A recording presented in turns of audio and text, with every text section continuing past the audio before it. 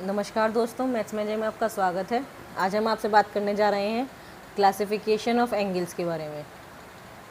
Angles क्या होते हैं, किस तरीके से ये डिवाइड होते हैं और जो किस तरह से डिवाइड होते हैं उनके नाम क्या क्या पड़ते हैं। Classification of angles.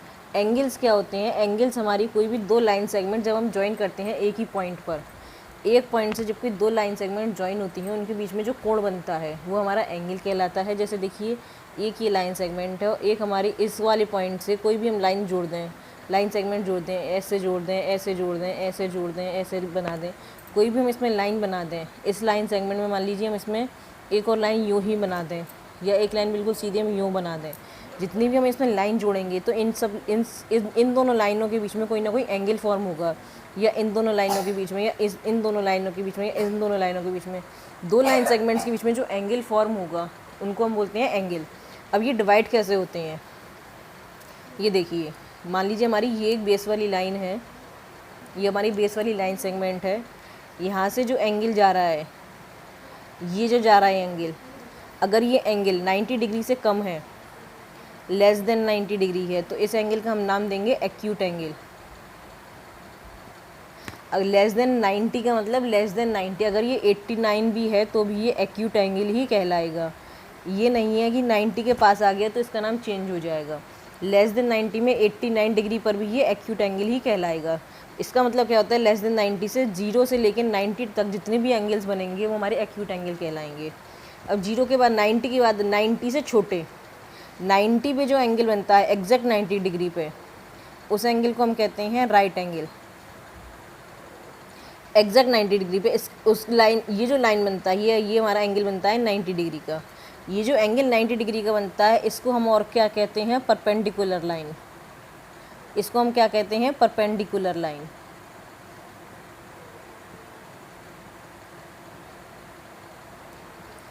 इस लाइन की बिल्कुल परपेंडिकुलर ये लाइन बनती है, एंगल फॉर्म होता है 90 डिग्री का, लाइन कहलाती है ये परपेंडिकुलर लाइन। होती हैं दोनों लाइन सेगमेंट्स हैं। जो लाइन 90 डिग्री का एंगल इस बेस वाली लाइन के साथ फॉर्म करती है, ये लाइन हमारी परपेंडिकुलर लाइन कहलाती है। अब आते हैं 90 डिग्री से ज़्यादा, यानी कि 90 डिग्री से ज़्यादा मान लीजिए यहाँ पर है, यहाँ पर है, या यहाँ पर है, कितना भी है, लेस ग्रेटर देन 90 और लेस देन 180, जो भी एंगल फॉर्म होगा उस एंगल को हम कहेंगे ऑब्ट्यूस एंगल।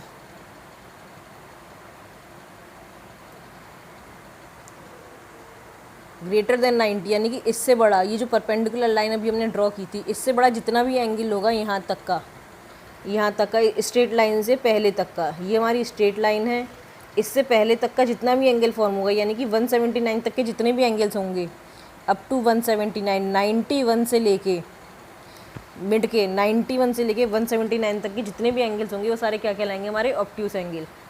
उसके बाद आता है हमारा 180 डिग्री। 180 डिग्री आती है, हमने जैसे अभी आपको लाइन खींच के दिखाई थी, एक लाइन सेगमेंट हमारी ये है, इसके बिल्कुल सीध में हम एक लाइन यहाँ खींच देते हैं, बिल्कुल इसके बराबर में, बिल्कुल लाइन से लाइन मिलाते हुए, लगे ही ना कि हमारी अलग लाइन सेगमेंट है। ये ऐसी जो हम लाइन बना देते हैं तो ये जो एंगल फॉर्म करता है ये वाला, ये एंगल कहलाता है हमारा स्ट्रेट एंगल। 180 डिग्री वाला एंगल हमारा कहलाता है स्ट्रेट एंगल।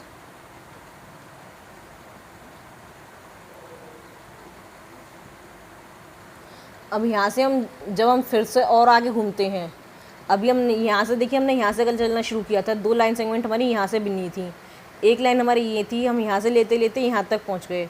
अब हम क्या करेंगे, इससे आगे जाएंगे। इससे आगे कहाँ तक जाएंगे, यहाँ तक।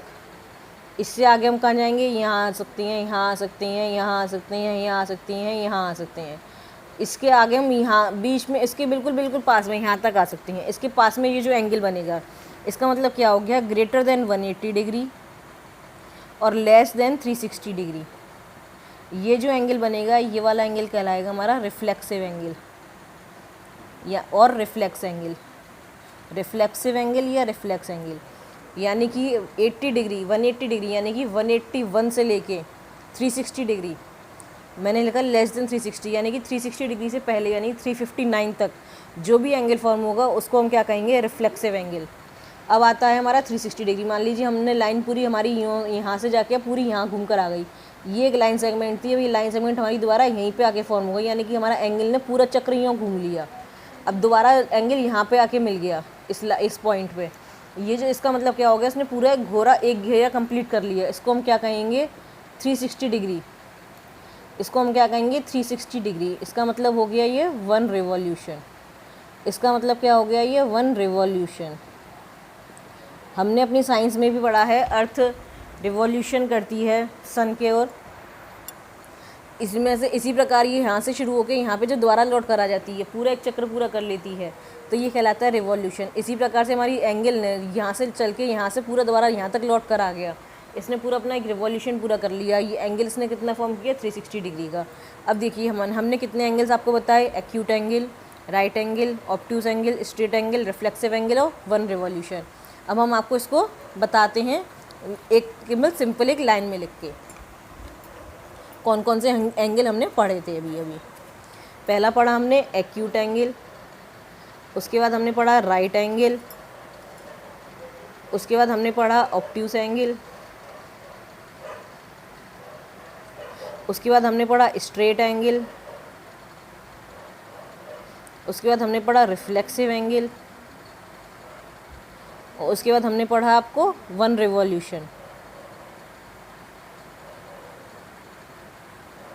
अब ये देखिए जो बीच बीच के एंगल्स हैं, यानी कि सेकंड, फोर्थ, सिक्स्थ, जो इवन नंबर वाले एंगल्स हैं, ये कौन से हैं, पर्टिकुलर एंगल वाले, यानी कि ये 90 डिग्री वाला, ये 180 डिग्री वाला, ये 360 डिग्री वाला।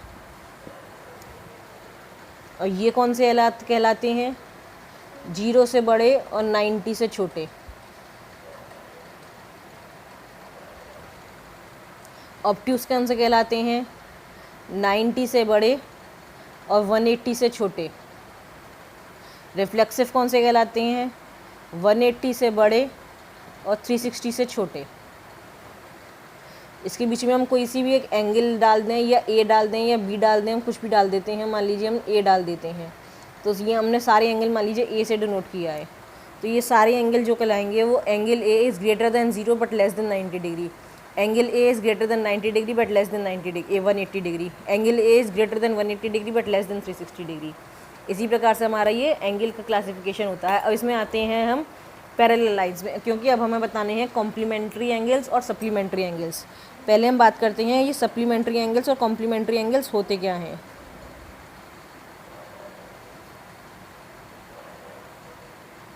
सप्लीमेंट्री एंगल्स होता है किसी भी दो एंगल का सम अगर 180 डिग्री आ रहा है तो वो सप्लीमेंट्री एंगल्स कहलाते हैं। एंगल 1, मान लीजिए दो एंगल हैं, एंगल 1 और एंगल 2, अगर इन दोनों एंगल्स का सम 180 डिग्री आ रहा है तो ये दोनों एंगल्स हमारे क्या कहलाते हैं, सप्लीमेंट्री एंगल्स। इसी प्रकार से कॉम्प्लीमेंट्री एंगल्स,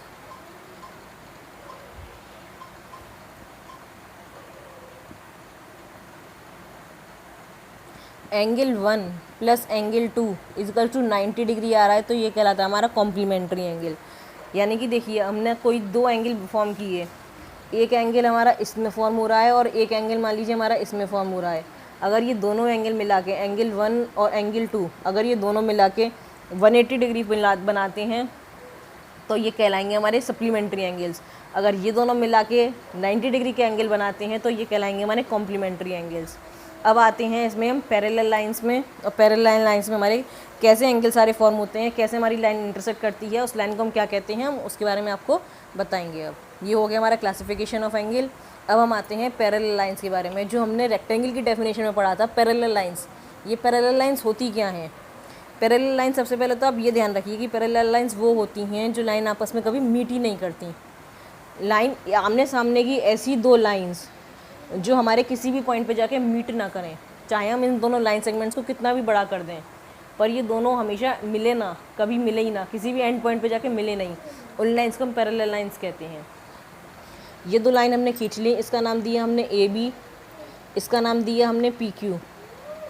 ये दोनों लाइंस हमने ऐसी लाइन ड्रॉ करी हैं जो लाइन आपस में कहीं जाके मिलेंगी नहीं। हम इनको ऐसे ड्रॉ कर लें, ऐसे ड्रॉ कर लें, या सिंपल या सीधी सीधी ड्रॉ कर लें, कैसे भी ड्रॉ कर लें, पर मेन मकसद क्या होना चाहिए हमारा कि कहीं पे एंड कोई इनका एंड पॉइंट जाके मीट ना हो, तो वो हमारी क्या कहलाती हैं, पैरेलल लाइंस। अब पैरेलल लाइंस में मान लीजिए हमने एक इसमें इंटरसेक्टिंग लाइन बना दी जो आपस में इन दोनों से एक ही लाइन पे इंटरसेक्ट बना दी, ये हमारी इंटरसेक्टिंग लाइन हो गई। ये कहलाती है हमारी ट्रांसवर्सल लाइन।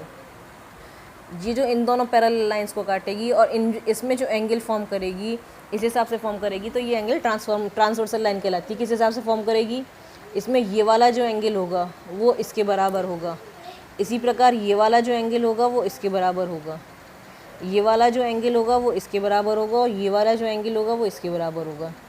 ये एंगल इसके बराबर, ये एंगल इसके बराबर, ये वाला एंगल इसके बराबर, और ये वाला एंगल इसके बराबर। ठीक है।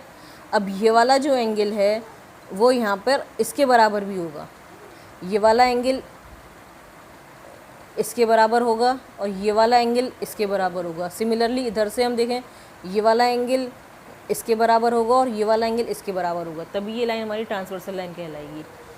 इसका मतलब क्या हो गया, मान लीजिए हम इनको नाम दे देते हैं एंगल को ABCD, इसको नाम दे दिया हमने PQRS। A equals to C equals to P equals to R, angle हैं ये सारे। B equals to D, angle Q equals to angle S। इस तरीके से लाइन अगर हमारी काटती है तो इस तरीके से हमारे एंगल्स इसमें फॉर्म होते हैं। ये वाली लाइन हमारी कहलाती है ट्रांसवर्सल लाइन, ये दोनों लाइन कहलाती हैं हमारी पैरेलल लाइंस। अब इसमें आगे बढ़ते हैं हम, आगे इसमें आती हैं हमारी alternate angles, alternate exterior angle, alternate angle, alternate supplementary angles और कॉम्प्लीमेंट्री एंगल्स। वर्टिकल एंगल्स क्या होती हैं ये सब हम आपको बताते हैं। ये देखिए, ये वाली जो लाइन है हमारी, इसके एक्सटीरियर एंगल एक ये वाला है और इसके एक्सटीरियर एंगल एक कौन सा आ रहा है, देखिए आप कौन सा एक्सटीरियर एंगल आ रहा है, एक ये वाला एक्सटीरियर एंगल आ रहा है। ये दोनों हैं, ये इन दोनों लाइन, ये चारों एंगल हैं, 1 2 3 4, ये चारों एंगल इन दोनों लाइनों के बीच में आ रहे हैं, यानी कि ये वाले चारों एंगल क्या कहलाएंगे, हमारे इंटीरियर एंगल्स। और ये वाले दोनों और ये वाले दोनों, ये वाले चारों एंगल हमारे क्या कहलाएंगे, एक्सटीरियर एंगल्स। ये चारों एंगल जो फॉर्म हो रहे हैं ये इस लाइन के बाहर और इस लाइन के बाहर फॉर्म हो रहे हैं, तो ये वाले एंगल्स क्या कहलाएंगे, हमारे एक्सटीरियर एंगल्स। ये वाले एंगल्स हमारे क्या कहलाते हैं, इंटीरियर एंगल्स। अब एक्सटीरियर एंगल की हम बात करें तो ये वाला एक्सटीरियर एंगल इस वाले एक्सटीरियर एंगल के बराबर होगा। ये भी एक्सटीरियर है, ये भी एक्सटीरियर है। एक्सटीरियर एंगल्स में exterior angle A equals to exterior angle R, similarly exterior angle B equals to exterior angle S। और इंटीरियर्स की हम बात करें तो angle C equals to angle P, angle D equal to angle Q। ये सारी angles हमारे इसमें फॉर्म होते हैं पैरेलल लाइंस के साथ। जब हम ट्रांसवर्सल लाइन बनाते हैं तो ये सारे एंगल्स हमारे फॉर्म होते हैं। यही सारे एंगल्स आते हैं हमारे, जितने भी हमारे क्वेश्चन सॉल्व करने को आते हैं, जितने भी हमारे एंगल्स आते हैं यूज़ में, वो हमारे यही आते हैं। Acute angle, right angle, obtuse angle, straight angle, reflexive angle and one revolution. उसके बाद आते हैं हमारे कॉम्प्लीमेंट्री और सप्लीमेंट्री। उसके बाद आते हैं हमारे इंटीरियर और एक्सटीरियर। इनके अलावा कोई ऐसा एंगल नहीं है जो अब आज तक हमने पढ़ा हो। इतने ही एंगल्स हमारे फॉर्म होते हैं, चाहे वो हम एंगल ट्राइंगल में बना रहे हैं, चाहे वो हम रेक्टेंगल में बना रहे हैं। जितने भी एंगल्स बनाते हैं इनके अलावा कहीं कोई एंगल फॉर्म नहीं होता है। हम ट्रेपेजियम बना रहे हैं, हम पैरेललोग्राम बना रहे हैं, जितनी भी फिगर्स हमारी बनती हैं इन 6 एंगल्स की मदद से बनती हैं और कोई एंगल हमारा नहीं होता है। आज के लिए इतना ही। प्लीज़ हमारी वीडियो को लाइक करें, कमेंट करें और शेयर करना ना भूलें। धन्यवाद।